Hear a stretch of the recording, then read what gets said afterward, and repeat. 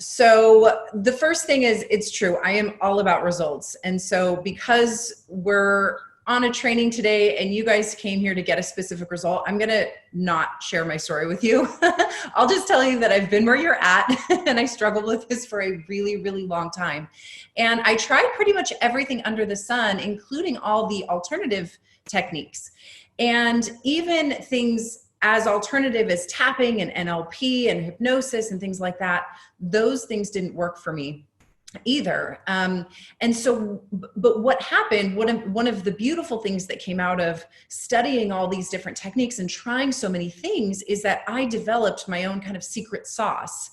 And I really just used myself as a human science experiment. I was so obsessed with ending my emotional eating that it's literally all I thought about. And so every single day, every single time I would eat, I would always try to do different things to trick my brain into not wanting the food anymore, because I had tried the willpower. I had tried telling myself, okay, I'm only going to eat healthy things, or, I tried to have more balance, or, I followed all of the advice from all the gurus. And for me, those things didn't work. And I really chalked it up to I just have shitty willpower. And so once I realized that I don't have very good willpower, I decided that, okay, and knowing enough about brain science, I realized that the subconscious mind actually has 80% of the power in what makes our decisions.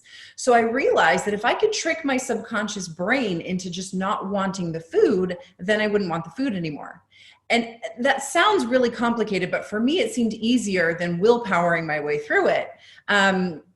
So that's what we're going to do today. So over the course of, probably 15 years, I developed all these different techniques for the different problems with emotional eating and weight loss. So I'm just going to list a few of them to start out with. And these are things that I call the 7 subconscious weight loss blockers. So what I realized over time was that most people have 7 subconscious blocks when you can't lose weight, or you have a problem with food, or you've got, out of control food cravings, or you're always snacking, or you can't follow a diet. Usually there's 1, 2, 3, 4, or there could be all 7 of these subconscious blocks in your brain. And if we identify which ones you have, and then we reprogram them using these techniques, one of which I'm going to share with you tonight, we can literally trick your brain into not wanting food anymore. And I just got an email last night. I did a live event last week, and it's still always surprising to me when people go, oh my gosh, I brought Chardonnay to the call and it has been sitting in my fridge for 3 days and I haven't even thought of it. So you really will, once you learn how to use these techniques and you actually use them and you implement them, it really does not require willpower. And so I really just discovered these techniques because I was lazy and I had bad willpower. So if you're anything like me, you're really, really going to love these techniques. So I want to kind of identify the different behaviors that people usually struggle with when they are struggling with extra weight or emotional eating. The first one is food cravings. And food cravings is, I want to define what food cravings is based on me and my philosophy. So food cravings are foods that you can't keep in the house. They're those foods that if you buy them, they will talk to you from the kitchen. You will not be able to stop thinking about them, or you will drive 30 minutes out of your way to go get that specific food, or you'll leave your house when it's freezing cold, or you will go to the ends of the earth to go get this food. Okay. That's a food craving. Emotional eating is different. Emotional eating happens when you feel a stressed feeling or a bad feeling, or you feel bored, or you're feeling tired, or you're feeling kind of grumpy, and then any food will do. So I've had experiences where I'll go to the cupboards and there won't be anything except for a cold can of beans and I'll eat that. So those are the situations that you're eating emotionally and you're not necessarily having a food craving. And so in my philosophy, it's really important that we separate the two, because there's two different techniques that we use to handle both of these. And then there is the overeating. So this weight loss blocker usually happens when your parents tell you that you can't leave the table until all the food is gone, or there's starving children in the world, or you have to finish all your green peas, or whatever it was. So your body, you as a child, you actually learned to override your physical body sensation. And so now as an adult, if you throw food away or if you leave food on your plate, you actually feel a deep level of shame. This is subconscious. You won't feel that way. You'll just eat all of your food subconsciously, and then you'll end up feeling really stuffed. Right? Like, I think we've all had that experience where you leave the table and you're like, oh my God, why did I eat so much? Another really important weight loss blocker that I want to just cover really quickly is something called, I don't want to make them feel bad. And this is the subconscious fear that if you release weight, that somebody that you love will be upset, or it will change your relationship in some way.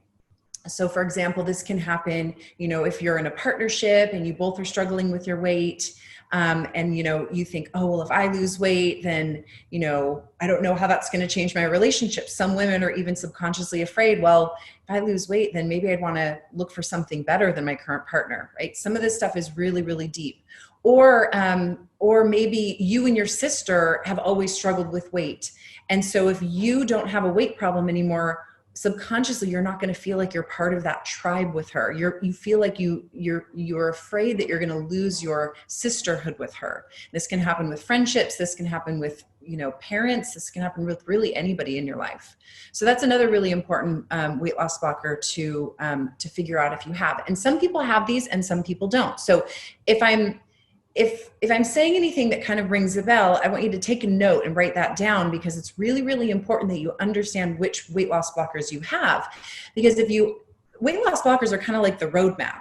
Once you have the roadmap, then we know how to get you from point A to point B. But if we don't understand the roadmap, then you're kind of like, it's like driving without a map, trying to get to a destination. So the last weight loss blocker that I'll cover really quick before we get into the tapping exercise is the most powerful one. And it's the one that most people don't talk about. And it's the one that it affects 80 to 95% of my students come into me and they have this. And we call this the I'm too sexy weight loss blocker.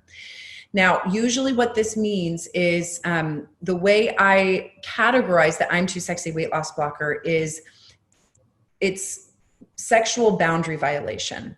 So sexual boundary violation can be anything from actual sexual abuse, which we all know the meaning of that, and there's definitely different levels of that, to somebody just making you feel uncomfortable in your body.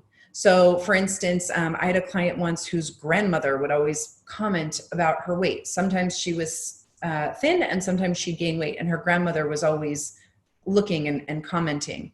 I have another client who's went on vacation and met a guy, and he threw her against a wall, and she was worried for a minute that he was going to take advantage of her. So these things seem small. And most women, when I start to describe these experiences, they won't think that there was anything wrong with that behavior. And a lot of times they will blame themselves. So a lot of times they'll say, oh, well, I was drunk and I let him on. Or, my parents told me not to leave the hotel and I did. That might all be true. But it doesn't change the fact that what happens when you have an experience like that is that your subconscious mind now feels safer not being as attractive. Because somewhere in your reptilian deep brain, your brain is an amazing supercomputer, and it is amazing at protecting you. It really is. And I always say that the only reason the weight is here is out of protection. We just have to figure out how your brain is trying to protect you, and which parts of your brain, which of these blockers are connecting to create the protective layer.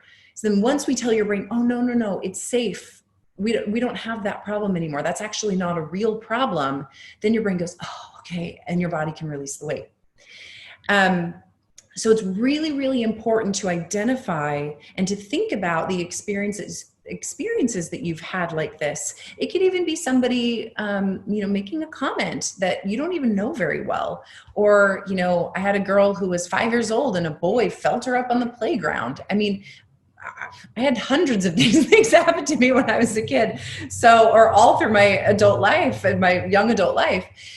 So many, many women will have experiences like this. And what I can say about weight loss blockers is that's usually the biggest one. So like if you have that one and then all the other weight loss blockers, that's the one that we'll focus on first, because sometimes the other weight loss blockers will go away on their own. Like all of a sudden you won't have food cravings anymore. All of a sudden you won't eat emotionally anymore. All of a sudden you'll leave food on your plate if we take care of this weight loss blocker.